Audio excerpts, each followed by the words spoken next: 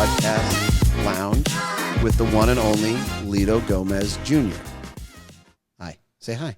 Hi. So wait, do you go by Litto Gomez Junior? I was always kind of curious. Do. I never am. Wait, first off, thank you for having me. Everybody listening, it's been a long time wish to be on this podcast, and I hope you enjoy it. We have a lot of cool shit we're going to talk about, but to answer the question, I'm a realist, right? I understand how the world works. Does he sound okay? Do you need his mic closer or no? Yeah, bring it a little closer. Okay, cool. Go ahead. Don't be shy. Get it, bring it like prison. Just bring it close. Let's slap you a little bit. It's fine. Like prison, you said? Yeah, like prison. Is there some trauma there? Maybe. Oh, nice. Nice. Love that. But, as far as what to call me, I've never really... I understand how the world works. I'm Litto Jr. the most, and I'm cool with it, but Litto Jr., LDG, whatever, I'm good with it. I've never had any ill will to being called Litto Jr. Right. So this is like you're officially starting to work your way into the cigar industry on the sales aspects of things, right? I mean, yeah, I guess you could say that. So I've always been very involved, at least from the sales side, right? So I started working at a young age that unfortunately I cannot say. But so you know, in my household, if you could use your thumbs, right, or you could annoy my father, okay, you're old enough to work. Right. So that's very much how it's been, and that started from packing boxes up until when I graduated college. I began working as a sales rep in New York and New England. Right. So a kid from Miami, born and raised. If it drops under 50 degrees, it's all the same to me. I'm it's dying. Cold. I'm hypothermic. And my first week was in Rhode Island, right. January 4th. It was fucking 19 degrees and rainy. 19 was the warmest I got. So, yeah, like the ongoing joke is when my brother graduated, he graduated from FSU. So, as you could tell, he doesn't have the highest of intelligence. But kidding. But he had Florida open. Great, right? Cool. Yeah. I have the armpit of the country. Right. Freaking -2 degrees, But no, it was great. So I did that for 8 months on a road job. And then eventually there's been some changes. Right. So, yeah, I ended up, one way or another, it ended up being me. And so, yeah, for the past couple months, it's been running the whole distribution out of the U.S. Right. Okay, so like you're seeing this whole reshape, right, yeah. of what LFD is doing. Are you like kind of becoming the face of LFD? Maybe. I mean, yeah. I don't like to think of it that way. I haven't thought of it a way. It's more so like, okay, I know the responsibility I have now. We clean house, new team. Again, this job, wasn't ever something I had envisioned. Right. I was cool. I loved. Which I want to get into too. What? Which I want to get into too. But of course, I figured. But yeah, so for me, it's just like I'm a Swiss Army knife, right? Whatever I got to do, I'm going to do. Mm-hmm. So if that means I'll end up being the face of that float, cool. Again, like I'm not preaching myself. I'm not preaching anybody. I'm preaching the family name.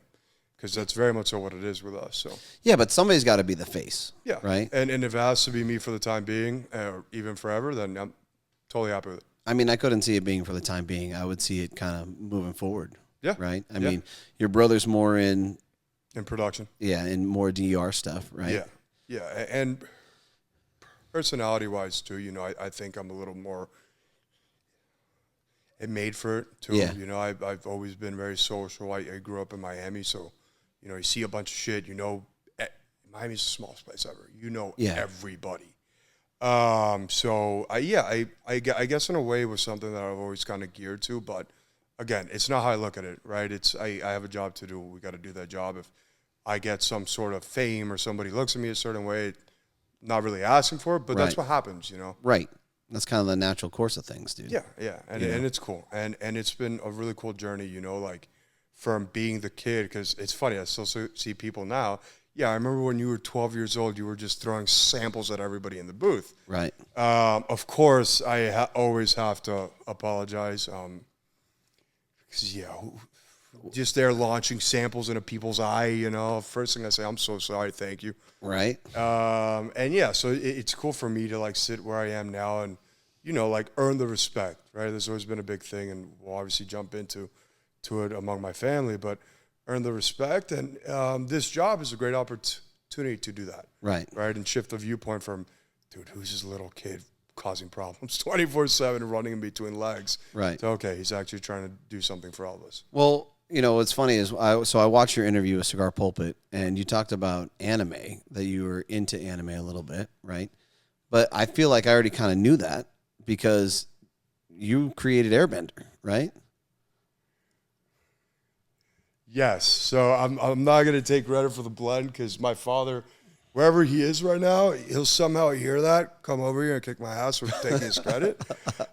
So promise I did not blend it, but yeah, I remember I was like 11 years old. It's crazy how I remember this so clearly. There was this sushi spot in the Gables called Miyaku that we would habitually go to as a family. My dad, he came back one weekend, said, hey, I have this new cigar coming out. And it was always how it worked. This is all accidents, right? But how it worked is the main reason why we wanted, like the main cigar we wanted in there or shape or format was the chisel. And it's funny, right? Because you hear the chisel, everybody has another use for it, or everybody has a conspiracy theory of what it's made. But the main function that you get from a chisel tip is that it kind of, if obviously rolled the right way, it blows the air into your mouth. So he comes, he's like, I have this cigar coming. Yeah, I used to watch Avatar every day, like all hours of the day if I could, right? So I'm there, Avatar. He's trying to show my much older father. So yeah, I don't know about these, okay? And then the whole airbending part comes up. And he looks at it, he's like, okay, wait, this works. So yeah, we ended up going with that, and it was really cool. And it's great because that's a cigar I think that Airbender in Maduro in the chisel format is one of the best things we make. Yeah. And I smoke them forever, and that'll always be like, again, for us, a family industry, a family business, and you could attest to this. All the lines you come out with have a story that's close to the heart. Right. And that's one of them, and that's one that's really special, right? Because it's always cool, even if it's at a very small scale, when your father or just somebody you respect's like, okay, that's actually sick, let's do that. Right. So, yeah, that was the Airbender. So it was entirely your idea, is what I got from that. I got my dad out there. Yeah. And you created the blend yourself at 11 years old. You were working diligently in the factory, for sure, you know? I spent 100 nights and 102 days smoking every leaf we had in that factory. I nailed it. It was blended. So when you came up last, you were hanging out with your brother, and you kind of did like a little bit of a tour. So what's your relationship been like with your brother early on, and then kind of as you grew up into like this adulthood? Yeah, that's a great question. So we have a big age gap. Sure. I don't know if you ever caught on to that, but he's 13 years older than me, right? Yeah. So I saw that. Yeah. So, and he's like, 2 feet taller than you? I mean, he's tall. He is tall. Hey, watch yourself. He is tall. So he's a bit uglier than me, so it's fine. So 0 hand-me-downs then, or? Absolutely 0.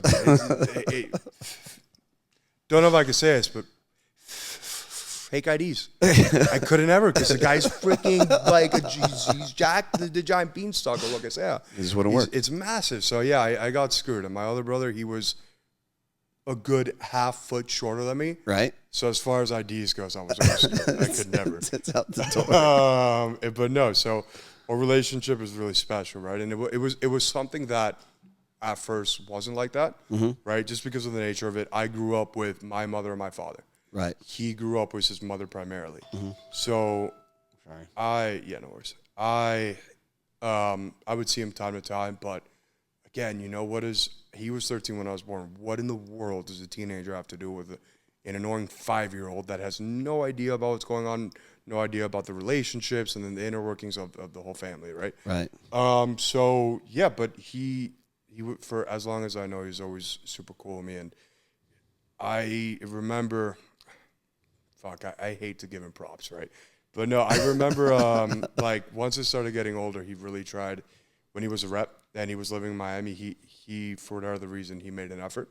So there were often times where we would get like lunch or dinner once a month, maybe like 2 times a month, and he would always pick me up from school or pick me up from the house. And I remember like no matter what happened that day, whether I had the best day ever or the worst day ever, like that was always such a cool moment for me. Right. So I always look forward to that, and I will always be thankful for him to treating me like that, right? And really making sure he was the best brother he could be. Although the age difference, just the general situation, is a little off. And yeah, man, and then I began working. Right. And if you could not tell, I am extremely competitive, and he cannot take shit from his little brother. Right. So where does that leave us? Constant war. Right. At the end of the day, we will always love each other, but it's great because it gives me a route to really show how competitive I am, and I will give him props here. He is a giant reason that the Florida is where we are today. In terms of blending, concepts, R&D, he has killed it.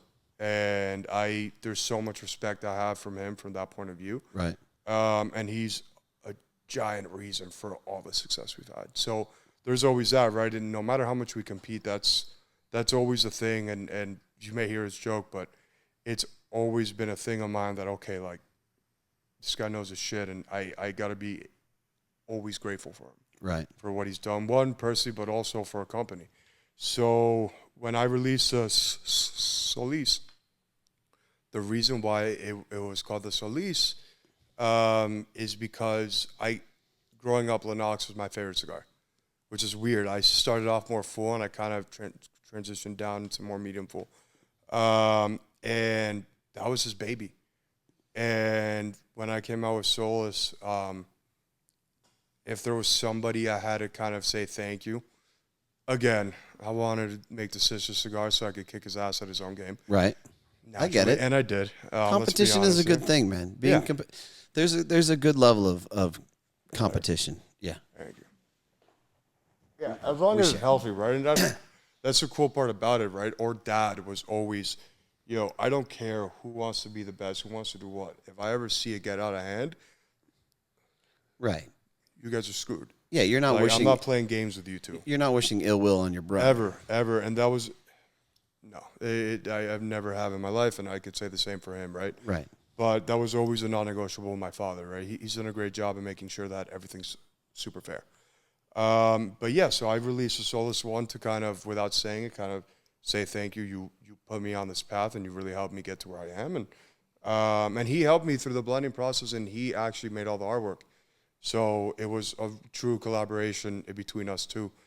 And yeah, again, I wanted to beat him at his own game. Right. So that's fair. Yeah, but he's awesome, dude. It was cool when you guys were here because I got to see, you guys were very relaxed. You were having a good time. You were rubbing each other with jokes and stuff and making all those comments and like kind of thanks. And, jokes that brothers would make about your dad and all these other things. Yeah. And like you guys were just relaxed and just having a good time. And that was awesome to me. Cool. So cause like outside looking in, you don't really know the dynamics of a family. Yeah. And there's a lot to it in this particular relationship, right? LFD has come a long way, right? You're currently reshaping things. Like you said, there's a big age gap there. So, you could be best of friends or you could absolutely despise each other, right? There could be all of that, all those undertones. And I didn't sense any type of animosity from either one of you when you guys were sitting down. So I thought that was pretty cool, man. Yeah. That's just how it is, there's, and both of us are extremely similar that we don't like to fabricate a lot of shit. Right. Or at least how we really feel. So, that's always been the thing. And honestly, that helps us, right? Because if one of us is being an idiot, immediately something's going on. There's no holding back. And I think that's also been one of the reasons why professionally we're able to work so well together. And although we may disagree, and bueno, you know, we're brothers, in life, it's hard to accept that you're wrong with somebody you care about. Right. So that's always been a thing, but there's always reason. And one way or another, we're both mature enough and intelligent to be, at least, you know, professional side, to be, yeah, bro, you're right. Well, I mean, even if, whether it's a business partner that's a sibling or not, you don't want to work with somebody that just agrees with you all the time anyways. No, 100% no. You know? I think half of the successes I have had in the past year have been through disagreements with him. Right. With him or my father. And my mother, of course. But yeah, and that's the beauty of it, right? Because there are times, and I'm one of those people where if I'm not always sure on things, but when I'm sure on things, I know very well that it will most likely work out. And even with them, they're able to pick that up. Right. So what's cool is even if, and it's vice versa, right? When my brother, you know my brother very well. He's not pushy. When he's pushy, he's onto something. Right. So us understanding each other from that point of view is what helps all the cool shit get done. Because if something like that happens, we back off. We're like, all right, bro, you know what? It's your turn. Go. So how many siblings do you have total? So my older brother, which is a half brother, and he has an older brother as well. Okay. And my father. And Martin, he's not involved in the industry. He wasn't very cigar oriented or anything. And then with my mother, I just have my younger sister. Right. Yeah. So, well, I knew all that, but I wanted it's kind of stated on the podcast. So, which one are you closest with? So I would think my brother. Tony? Yeah. I have a great relationship with my sister. It was always very weird, right? Having a little sister. Do you have a little sister? No. Okay. I got a daughter, but no. I mean, all I have is my brother. Okay, but that's close enough, right? Yeah. Like trying to connect, especially when like you're a brother, right? You don't have direct authority. Right. It was always very weird. And I'll be completely honest. When I was younger, I was 7 when she was born. Right. You're like, oh shit, she's gonna get everything. I'm screwed. And that's what happened. If you ask my father, it's funny as shit. She's his princess. I mean, if you think about it, he had 3 boys before her. Right. And we were not easy, bro. So, yeah, if you ask him, she romanced him. Right. Every time something happens, she's like, yeah, she romanced me. Right. That's my little queen. But, yeah, so her and I are great. But, you know, it's always weird. And because my father, the travel, naturally there was something like, I always felt like I needed to also be part of a father role in a weird way to her. Right. Yeah. Another protector. Yeah. So that was always my thing. So there was a lot of that. And for a while, she just thought I was the spawn of Satan. Right. But no, like now. Well, you gave her no freedom. No. You didn't want her to mess up. You didn't want her to be safe. No, and I've learned that it's actually letting them mess up is way better. That's the way I was raised by dad. Like, and my dad would let us purposely, like when the stove was on, he'll be like, yeah, go touch it. Right. And we'll touch it, burn the shit out of our fingers, and he started laughing. It's like, now you know. But yeah, so it was very much so like that. But her and I now today, super close. Well, you guys are adults now, right? Yeah, super close. So you can still be that protector, but you don't oversee her no. every day of life. And she's super cool. She's a good mix of Ines and Litto. Yeah. She's shown a lot of interest in LFD. Right. She's graduating in a week. Okay. From high school. So she's going to spend some time at SMU in Dallas, and then hopefully she'll come work with us. She gets it. Funny enough, a couple trade shows ago, she came, and Ines usually directs like the layout, right, the display. We brought a friend of Ines with Ines one day. So Ines was like, I'm just going to go hang out with Sylvia. She's like, Auntie, do you want to come? She's like, no, I'll stay. Within 5 minutes, my sister had not asked my mother how she wanted anything. Starts pointing out the same shit, and I look at her. I'm like, hey, I love you. I can't have 2 of you today. I can't have 2 of you. Not at PCA, bro. Oh, my God. Stress levels are super high already. No, but, yeah, she's cool. She's sharp. She loves she loves the idea of working with family. Right. Which is all that matters. And she's also not a pushover. Right. So she's the same way as me and my brother in the sense that if she's right about something and she thinks you're wrong, she ain't right. giving up at all. All right, so you were on the pulpit. You also talked about kind of generational, and that you're looking to have kids. Obviously, yeah. Like, how many kids you want to have? I want to be one and done, bro. Just the one. I think one boy, but maybe two. Well, okay, so let's say that you're looking to have one kid, but the first one's a daughter. Then what? I'll name her Lita. It's certainly in the cards. I don't know if my future wife will be okay with calling her daughter Lita, but she may have to be okay with it. But no, I mean, look, I'm super cool, whatever, bro. I love the idea of kids. I would love two boys. Right. And if a daughter comes, awesome. It's a blessing, man. Yeah, you can't. There's no picking and choosing. You could complain as much as you want before, but I'm sure I've never been in the position, but I'm sure the second whatever happens, that's your life anyways. And right. I've seen that through my parents, and that's, that's something that, all right, if it happens, it happens, whatever. But your knee-jerk reaction is one kid. Why would you want to have necessarily one kid? No, when I knee-jerked one, I was just thinking, like, I need one named Litto. Because I cannot have Litto come back from the grave and fucking kill me. And he will if his name does not last 100 generations. Right. So we I'm going to kick your fucking ass. But no, I think ideal would be two. It's similar in age because I had a big age gap. So I always kind of – that's something not – that I regret, but it would have been cool to have like a little brother or older brother that was like a year older. Right. Just because you could actually grow up together a bit closer than with a larger age gap. Yeah. It's easy to say that now, but I'm sure going through it.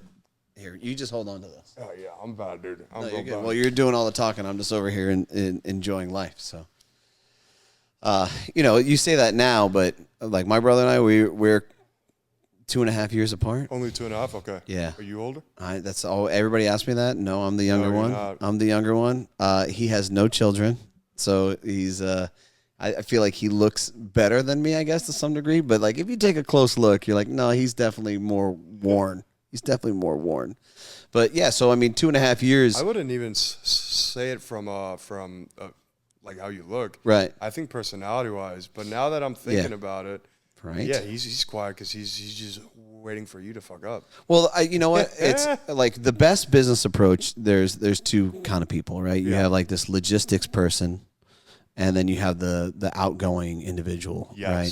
The creator, if you will, right? So he's always been kind of logistics, a little more reserved, like we shouldn't do this, and like more risk. Management. Yes, more risk management, and I'm more like. Is that the last dollar we have? I'm like, all right, cool. Let's go do that anyways and see what happens. Oh, well, yes, I'd love to run through it. Yeah, let's go. That's 100%. One of the statements that I always say is like, jump off the plane or jump off the cliff and build a plane on the way down. Yeah, and like, I love that. And Palmer likes to make fun of me with that all the time, right? Like, yeah, let's go build a plane and jump. Go build a plane and jump. Yeah, he saes all kinds of crappy things about me. Have you seen LFD's past 30 releases besides last year? Right. Okay, how are we going to make this? Okay, we got it eventually. It's good. Hey, you know what we should do is we should release a limited edition, call it the 30th, and send it out in the 31st year of business, right? We're at year 2 PCA. I'm still waiting on mine, God damn it. And I love that goddamn cigar. It was fantastic. Okay. So I need to be on the list. So call whoever you got to call. No, but yeah, I like to break balls, obviously. So, again, I repped in New England and New York. I'm very used to it. Right. I wouldn't even say that's busting balls. That was easy, right? But was kind of ironic is when Tony got started as a rep. That's when you guys started. Right. Yeah. Yeah. So we kind of grew up in this industry through different perspectives. Yeah. But at the same pace, though. Yeah. Yeah. Which is super cool. Yeah, now he's John Wicking it down in DR with his, suits and all his guns and stuff. But, and we're still here. We're still here. And we're podcasting. With his suits and all his guns. The guy owns 2 suits and a jacket. He does it well, though. He does do it well. Yeah. It's actually impressive. He pulls it off, but it's literally has 2. How many suits do you have? I think I have like at least like 12 different combinations. 12? Yeah, when I first started, and even now to a point, Florida, I like to take it easy just because I know how it is here, right? But I was in full suit every day. Right. So on the road, smell, and not a single one smells like a normal suit. No. No, ever. And it's because I always screw up. Every time I get a new suit, it's a week before PCA. Gone. You could send it to dry cleaners 18 times in a row. Right. Yeah, it's never getting out. Yeah. So what are you planning on? So I want to know kind of what your intentions are as far as shaping the sales aspect of LFD. Yeah. What's it going to look like in the next 5 years? What's your plans? The next 5 years, right? Obviously, we have our plans, but it's very much day by day. Right. And the biggest thing for me, right, when I got promoted, I guess, bumped up, right, which is a very cool moment, and I'm sure we'll get to it. But for me, the thing was that a lot of people, like, here's the thing. I have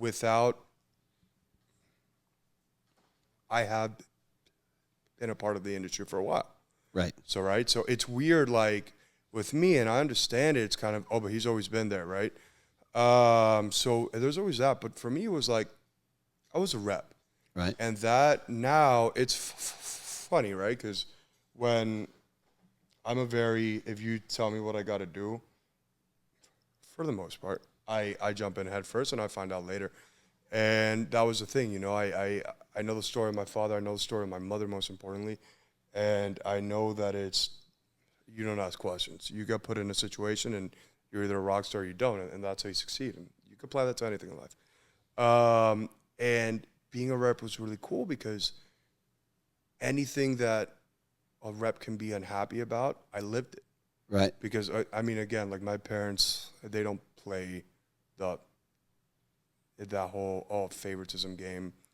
And I never asked for it. And that was very much so the case when I was a rep. So I was able, what the guys were unhappy about, I felt too. And if not, I could at least, my big thing in life is whether you agree with somebody, it's all about understanding. If you could understand someone's like pain, right? Mm-hmm. Then you don't have to like him, but you know what someone's going through. Right. So I've always understanding their perspective. Yeah. And you have to. And for me, being a rep was the most important thing because now my goals is if all else fails, my priority is making sure that my reps are happy. Right. Because at the end of the day, reps are often overlooked. But if you're going to choose to have a sales rep, that is the most important piece of the puzzle. Sure. It very much so is because an unhappy guy, he could do a lot more damage to you than you can. Sure. And also, it's a hard job, man. It's a really hard job, and I feel for a lot of these guys, and you got to make sure that's worth their while. But as far as grand scheme of things, right, it's kind of if you're not aware, LFD has had a back order situation. I never heard. Oh, never? Cool. I had no idea. By the way, I just want to say we were the ones to make it cool. All right, now everyone's doing it. No, me, baby. We were the originators. But I'm in a situation now where we have cleaned up a lot at the factory. Right. Right. So we're trending in the right direction. Again, we're a small family-owned company. Everybody who does something, every process is viewed or actually done by somebody with my last name, which is amazing, So we won't ever try to be this monster. Right. We're not. Everybody knows that our demand is very high. And what comes with that, too, is, you have to be fair in the sense that if you go ahead and you take the investment on me, I need to be able to give you a return on that investment. Right. And I do it, and I need to do it in a way that's fair for you as a retailer based on your performance, right? And again, it's not like there's no draconian system, but we have implemented some new things that it's great for us, and the whole key is to kind of help me forecast. Right. Right. So I could be more upfront with the factory, and they've been super cool with me being able to hop in there and just look at the planned production and really see, okay, wait, I may need this instead. So yeah, like a big thing we're focusing on is support of the brand. And what I mean support of the brand is we're a company that everything we makes is for a reason. It has a purpose, and it's a story that's super near and dear to us. Right. And LFD, you know, like people always say prices are great, right? Why are prices great? Because for my father, it's, and I guess for us, and this is one of the coolest things about it all is he is not a boss. His employee is the retailer and then the consumers. Right. Or yeah, he is an employee of you guys. Right. He's in a business to serve. Like he works for you guys. Right. And that's something that I've always had the mentality of just from seeing him, right? So we need to make sure that we could provide a cigar for anybody out there. And on top of that, make sure that the cigar is absolutely perfect every time you smoke it. Right. So we never disappoint you because you're taking time to invest on us, man. So that's very much the focus. And how do we do that? You know, we want to see a good representation among the core line, which, you know, we're this year giant investment into that, whether it's marketing or production at the factory. So one of the things we did is we're going ahead and we're really encouraging the purchase of the core line product and kind of setting some loose requirements, but just so that, you know, if you want a bull and you're crushing it with me, who says I can't send you however many as you want, right? That's the way it should be done, and I know people do that. But, yeah, for us, it's cool because it's the first time we really do it, and we're a company that thrives, as we've seen in the past couple months, we thrive in an environment like that. Right. And, again, it's all just about showing love to, one, you guys, and also to the product. Yeah. You know, I mean, I think it's important to have that kind of baseline of support from a retailer, right? They shouldn't expect limited access to, you know, like the Bulls or anything like that if they're not supporting you within, a decent parameter, right? Yeah. Yeah, a retailer shouldn't just call and say, okay, well, I haven't placed an order with you in 18 months. How many Bulls can I get? Yeah. You know, that doesn't work. And oftentimes that's been the case, right? That happens all the time. And we found out that a lot of our pack order were from cases like that, you know, like people would place very large orders, but they wouldn't always be ready to take it if we did have it, right? Right. So that was something we had to clean up, and we did. And at the same time, you know, we're talking about asking things from a retailer, but we've made a giant move within the company, and this is always my thing, right? I cannot ask for things without giving you something in return. Right. Obviously, you'll get product, but my thing is education, right? Like if you look at the events, and we're 100% going to have a couple. I know we've spoken about it. Mm-hmm. But if you look at the events, it's all jumping back to the roots, right? It's not, oh, let's just sell as many boxes as we can. It's like, no, how do I get a hat? Yes, how do I get, and what I love about you guys, I'm going to just say it now, I was going to say it eventually, but you are a unicorn shop in the level of quality service. Thanks, man. It is, and that's why I'm here. That's why I respect you guys so much, apart from the fact that I like you. But, and yeah, it's all about that, right? Like, you know more than anybody.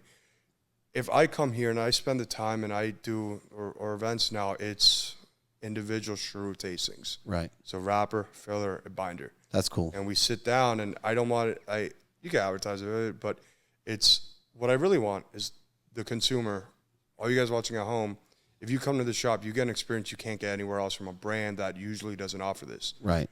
And you're going to love that cigar. Right. And the guys who put the money in your pocket are the ones who are going to be, it's not like a normal event where they buy one box. Right. And then they never buy it again. They're going to fall in love with it. Right. And they're putting money back in your pocket. Yeah, and they go for the culture, the brand as a whole. Yeah, you know, so when we're talking about, okay, what's a new direction, it's like, okay, like, yeah, I want to build the brand, I want to grow, but I also want to make sure that you guys are happy we're growing and you're comfortable. Right. And you see the value in it because it's cool, right? And unfortunately, there's not that many family businesses left.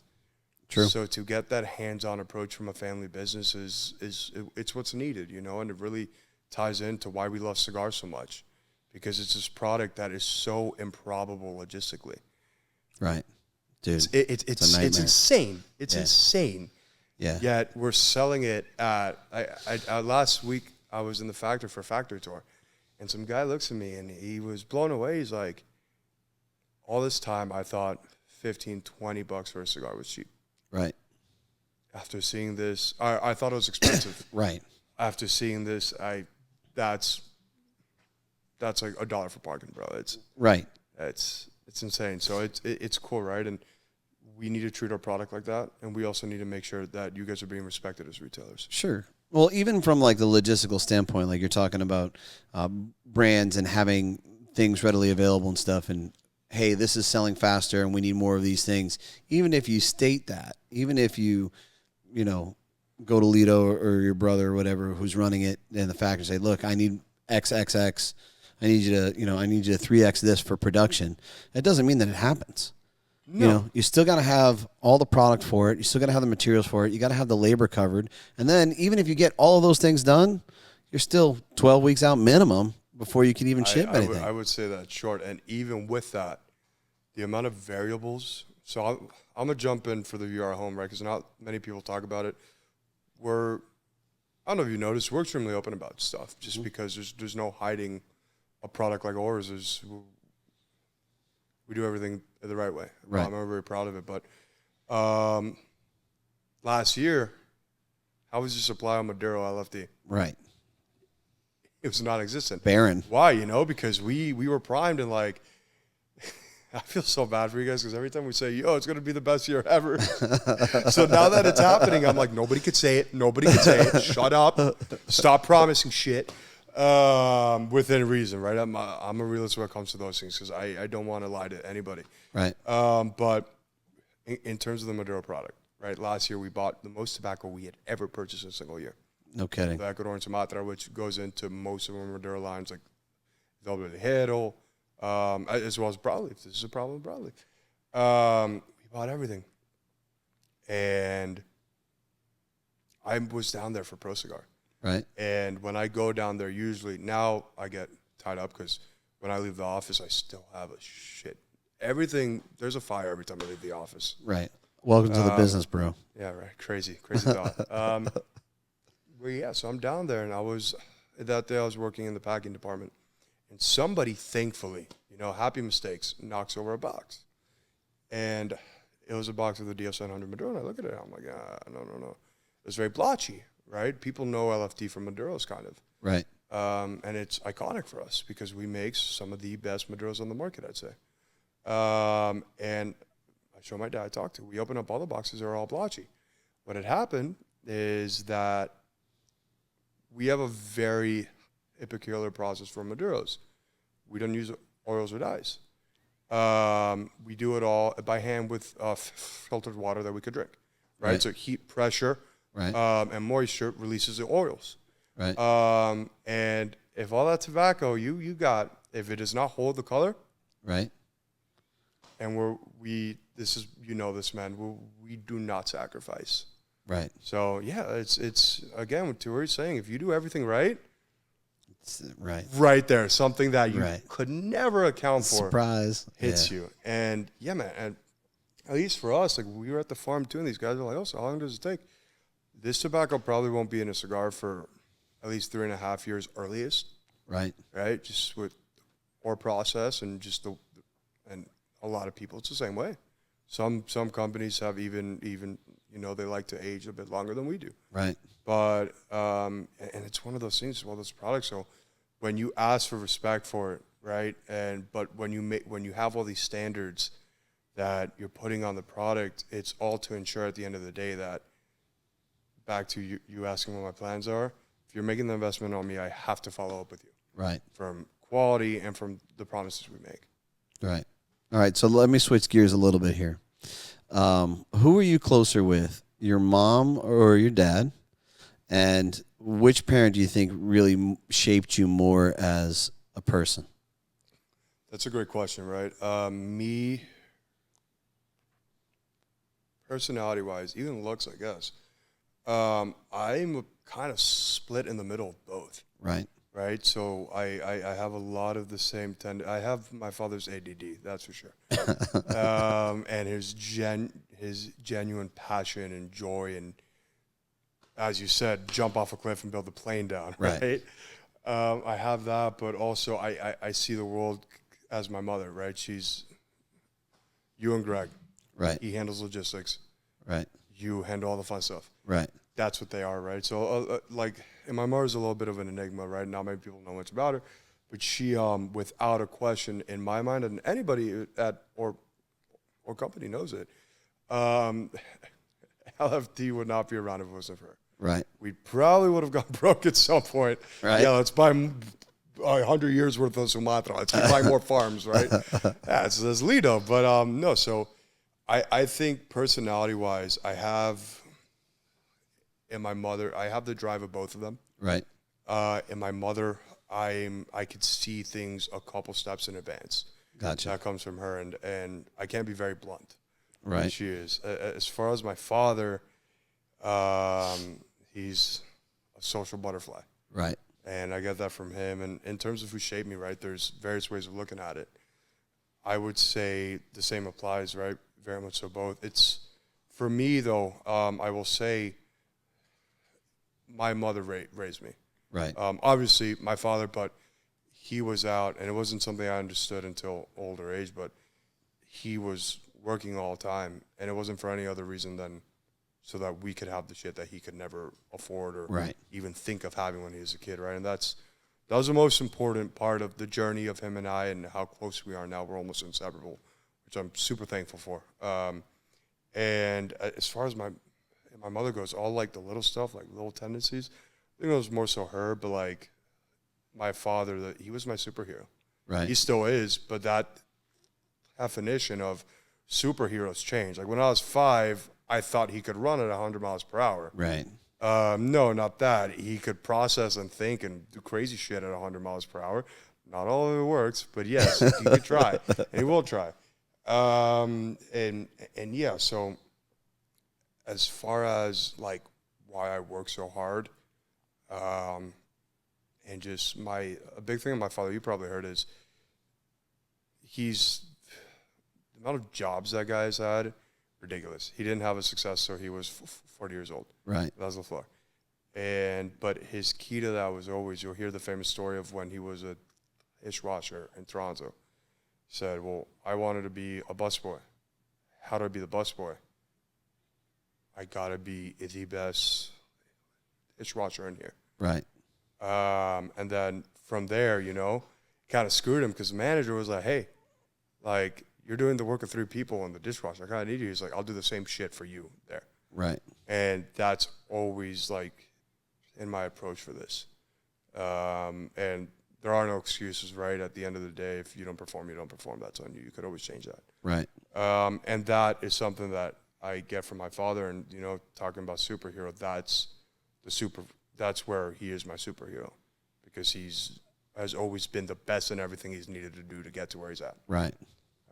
And yeah, that's so one thing that I've learned is that like from a kid's perspective to a parent is like you idolize, right? And then you demonize, and then eventually you come back to humanizing them, right? Yeah. Did you ever have a portion in your life where you absolutely demonized? Yeah. It's tricky for a kid. Yeah. Right. Sure is. Growing up, and like I've always, as I said, I've always been around the events because I loved it. I always felt at home in this industry, right? So I was always part of everything. I would cry, bitch, and moan when I wasn't able to go to stuff. But at the same time, like you don't understand the reasons why when you're a kid. Right. You don't, and that's natural, and it's fine.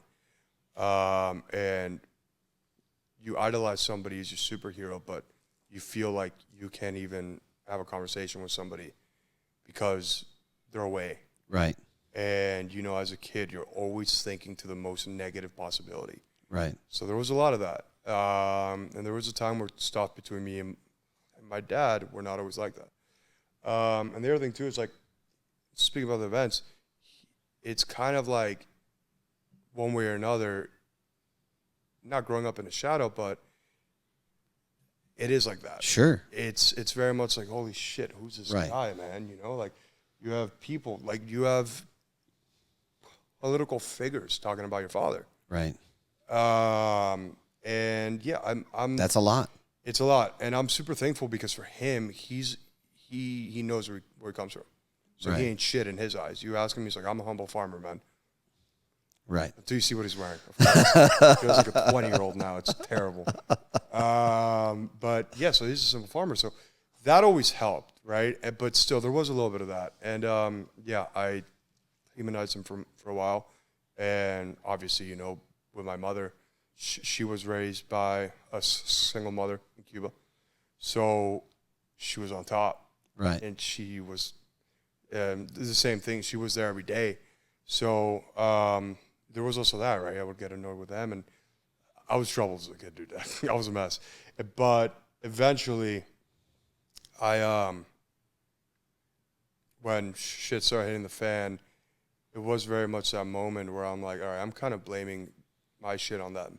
Right. And because, like, when you're a kid, dude, like, you have a lot of changes going on. You don't know what's going on. You think something's wrong with you, so you put it on somebody else because that's what you do when you're a kid. Right.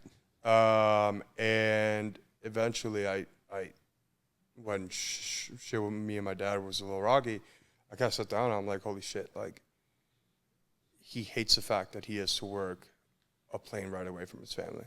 Right. And he has to be there 24/7. And now it's cool because, like, I go to the factory.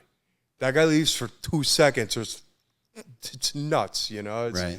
And that's just how that country works. Right? You can tell him a million times, claro, patrón. Como no, siempre. You leave, same mistake. Right. And I understand that now. But, you know, all those things that I used to demonize him for are things that now I look back and I'm like, holy shit, I idolize him for it.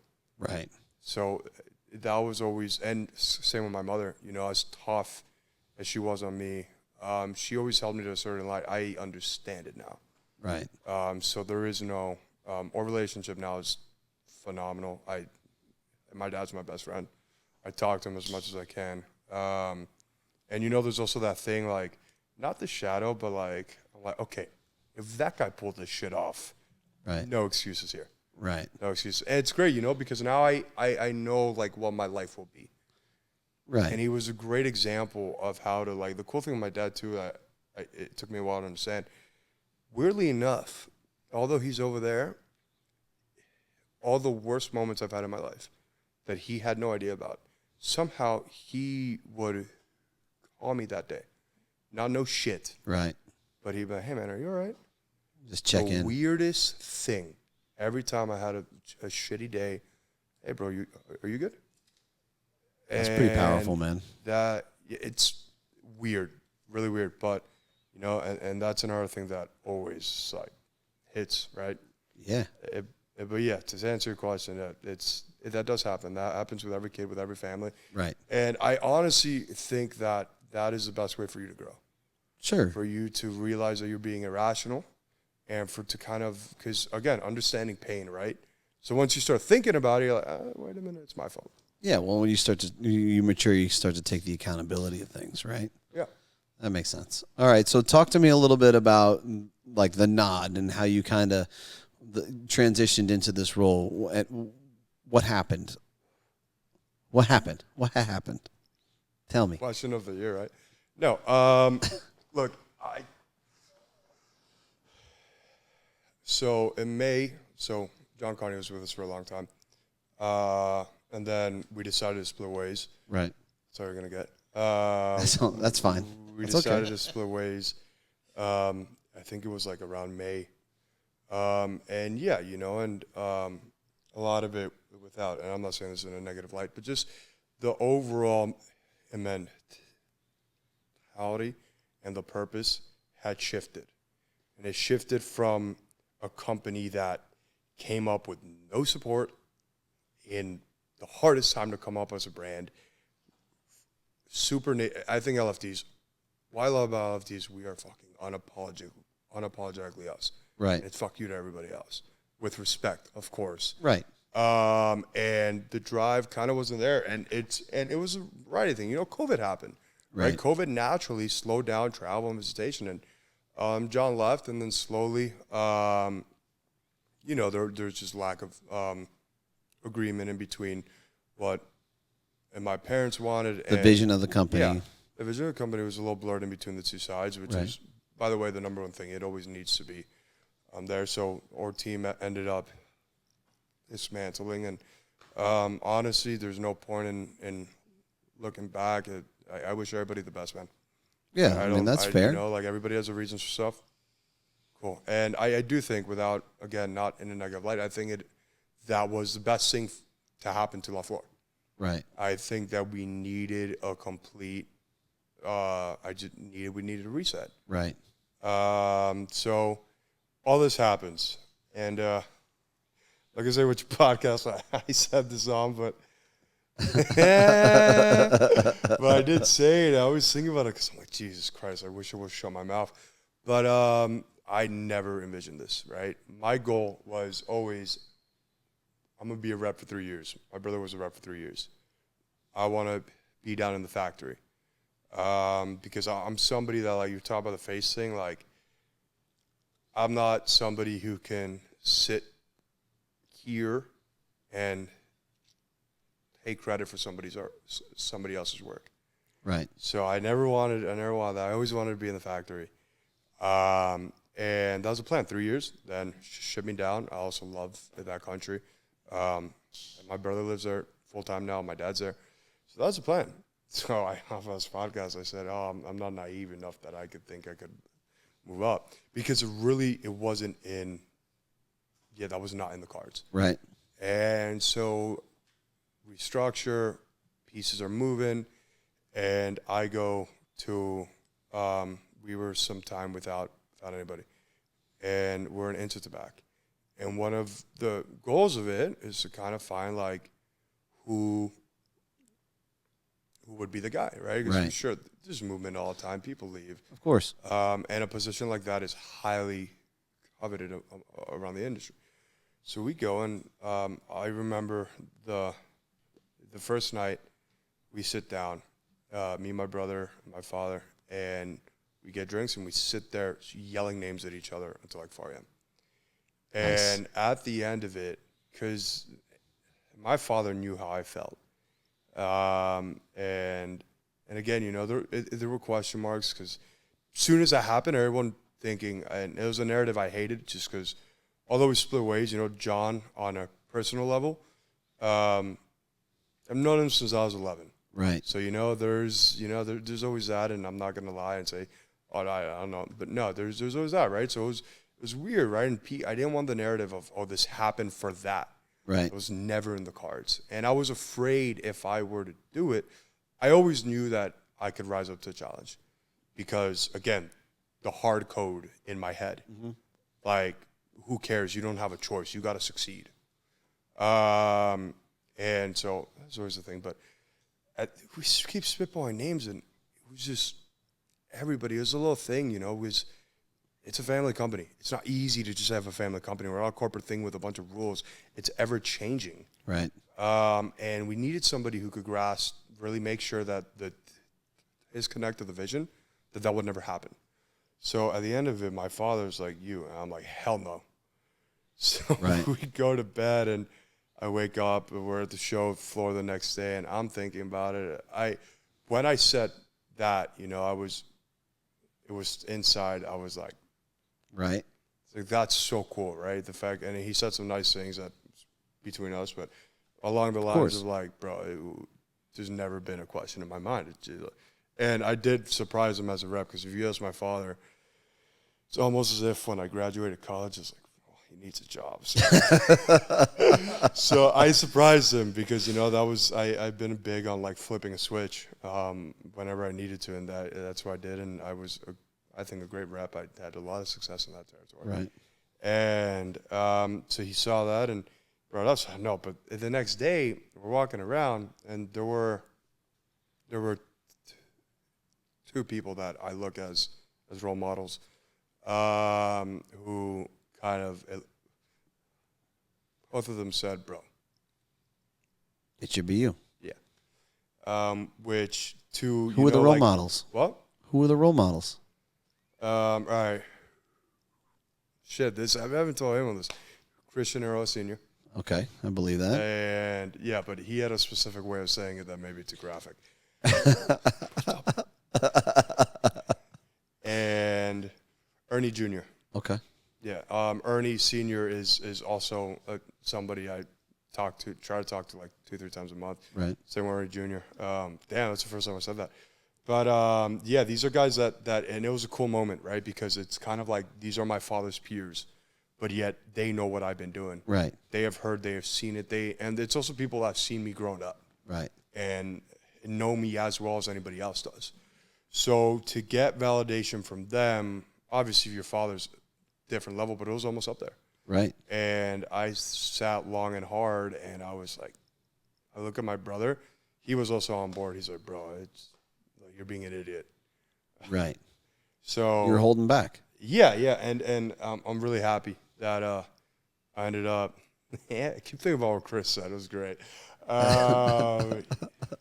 Go ahead, bro. It's all right. Oh yeah, bro. Take the fucking tampon out. and I'm always, and just to those guys, now that I'm probably talking about, I'm always so incredibly thankful for them. They've been there step after step, and right. It's people I love, like other father figures, you know. And yeah, so we're on the plane back, and I text my dad. I'm like, all right, bro, but I got conditions, bitch. Here are the terms. I have terms. And the terms, right? I know everyone's looking like, oh, spoiled kid. No, the terms was, and I meant this, right? And I am so incredibly thankful for how well they won the Dominican Republic, right? We got you two now. Yeah, no kidding. So I was like, I got to be there once a month, just because that was my initial goal. And also, you know, somebody like the guys before me in this position, they'd never had that luxury, right? And although I'm not a big traveler, even though I literally spent all of last year traveling every week to go to New York, right? I'm not a traveler, and I'm a traveler home. Sucks. Dude, it sucks. Dude. I just want you to know it gets worse when you have kids. Oh, stop. It does. Stop. It does. Stop. Well, like, think about, I don't mean to deviate off here, but like, think about it, right? Like, one of the things that's in your mind is that your dad was always away, right? So as you become an adult, there are two things that happen. Either A, you accept that, right? And that's what you become, or B, you do everything in your power to be against it. Right. You know, and that's probably it subconsciously. I mean, recently, mainly is that, no, I have ear problems. I'm actually having surgery in 2 months. Just from years of being an idiot. Was that DJing stuff or? Yeah, I was a problem in college. Right. And I always rejected to wear earplugs, and it caught up. And then all the I don't need that shit. Oye, bro, que yo no soy viejo, tipo. Leave me alone. Yeah, freaking bleed. PCA 2 years ago, it blew up. No kidding. Yeah, just because how loud it was at all the lounges there. Wow. Yup, bro. Dude. And that's when it started. So I hated travel, but I realized I'm like, if I'm one, I need to always be transparent with my reps. Right. Or not reps, my partnership managers, and most importantly, the customer. Right. How do I do that? I know my brother and my father are extremely busy to have me calling them every hour. Right. I got to spend time there. Sure. And I also have to work on, like R&D, right? Right. To make sure, because I know what's happened in the past. We release product and there's hiccups. Right. So cool. Why not, when I'm there, help out as much as I can and make sure that when we say we're going to release something, we're going to have it. Right. So that was the big thing for that. So I was like, hey, I got to be able to do this because I got to know what's I got to know what's going on. And these guys, they have enough on their plate to be answering their younger brother, their kid. Right. So it's a hard truth, and I need to accept it, and I love it because I love being in the factory. That is my pride and joy right there. But the other one was, okay, I need to try and fail. Mm-hmm.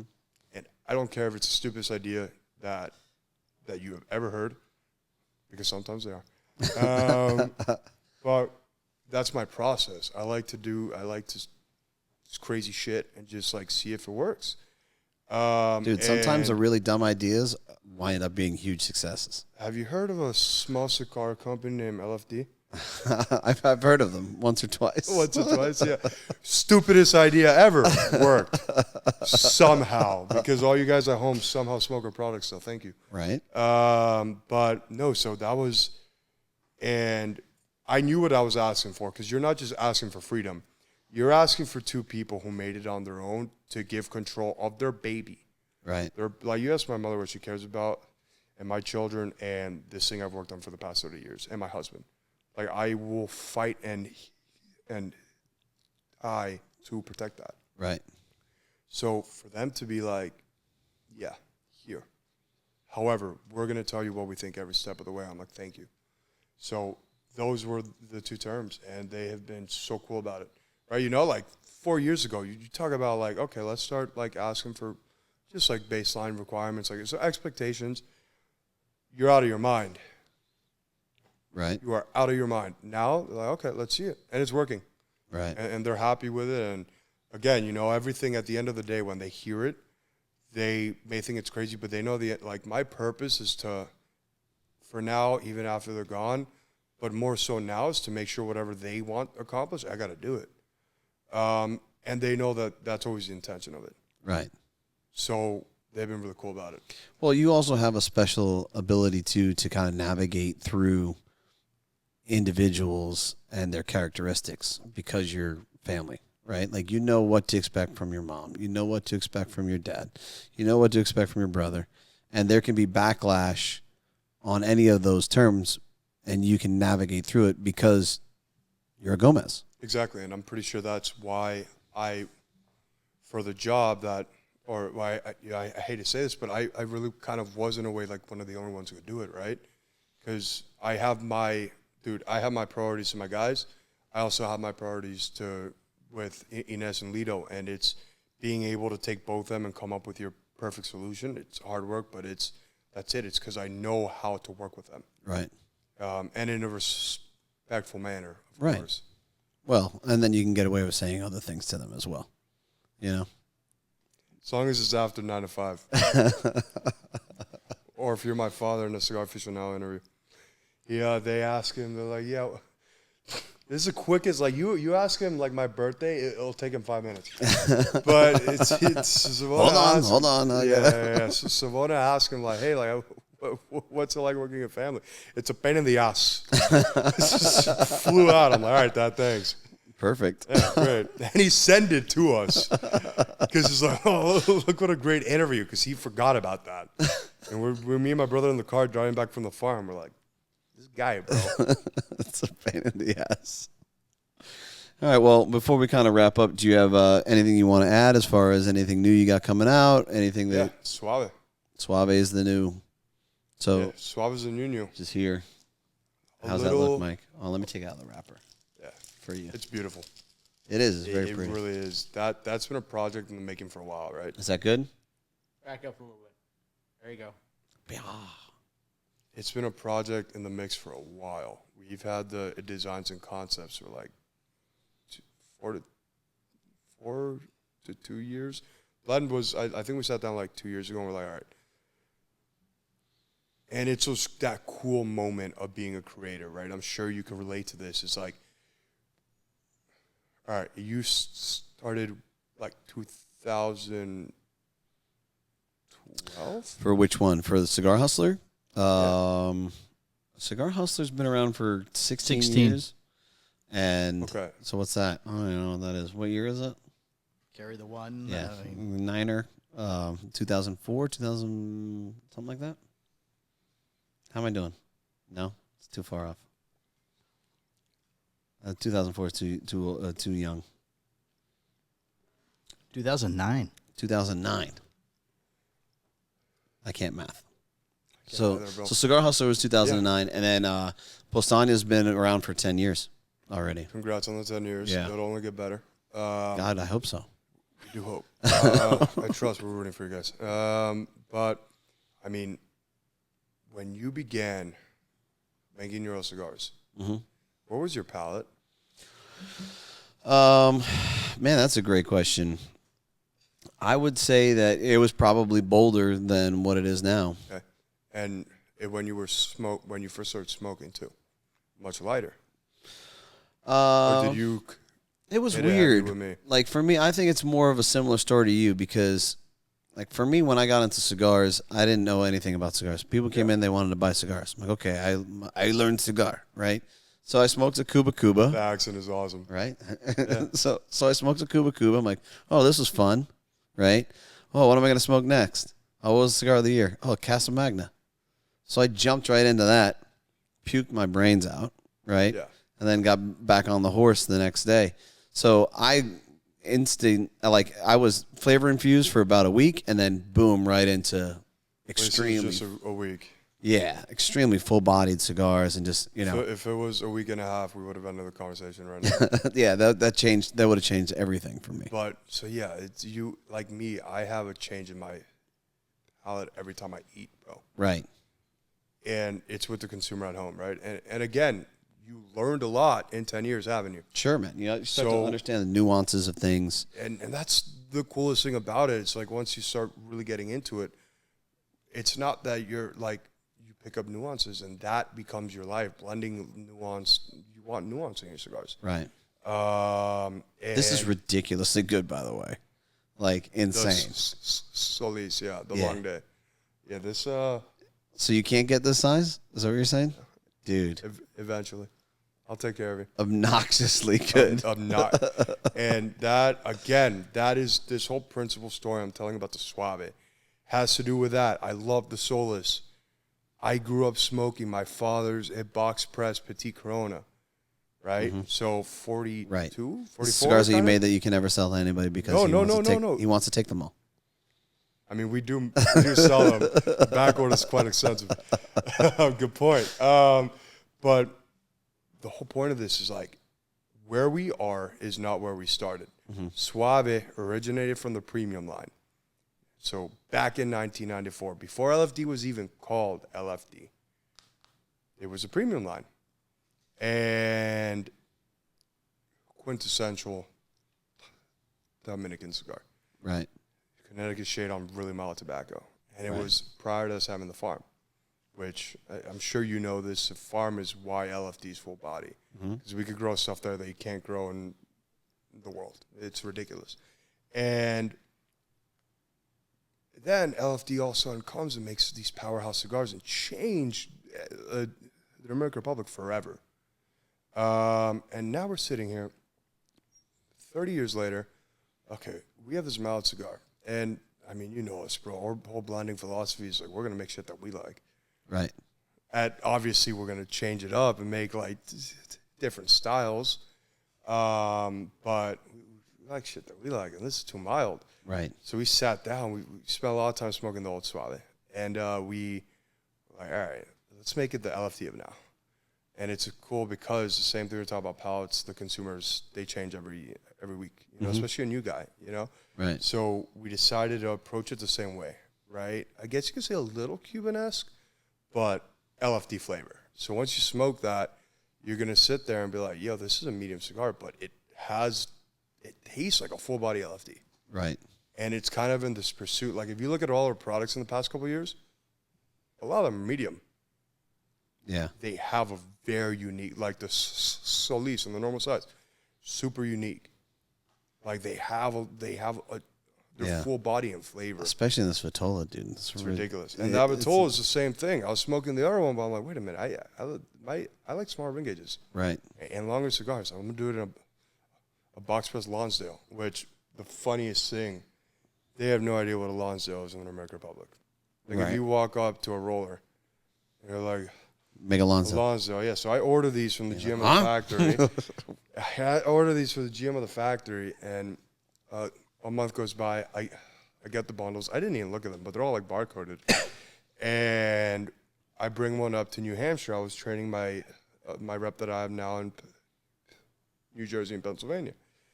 And he looks at, and we're with a bunch of people. We're with Nick Goss, all the massholes. We're up in New Hampshire. Right. It's fucking it, bro. But we're there smoking, and Matt looks at me. He's like, hey, bro, like, have you seen this?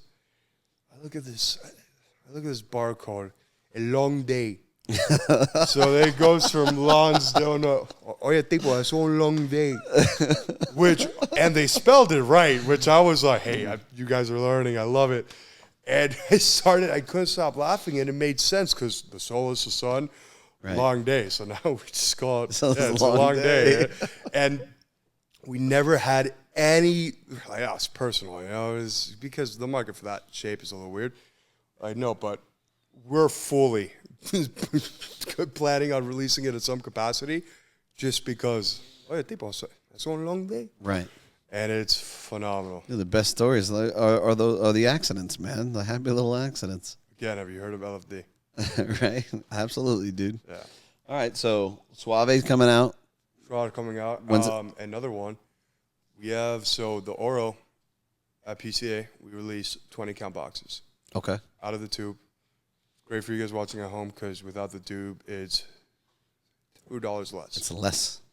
And it's a great cigar, and it's actually a cigar that you're going to be seeing some cool, unique sizes come out. And it's so sick that I could actually have like a date now and be sure. October. Allegedly, October. October.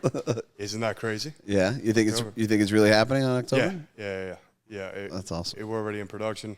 Boxes have been made. Okay. And it's the cool thing about the Oro, right? It's a cigar that we have. Procurement's always a problem. With that cigar, not really. Right.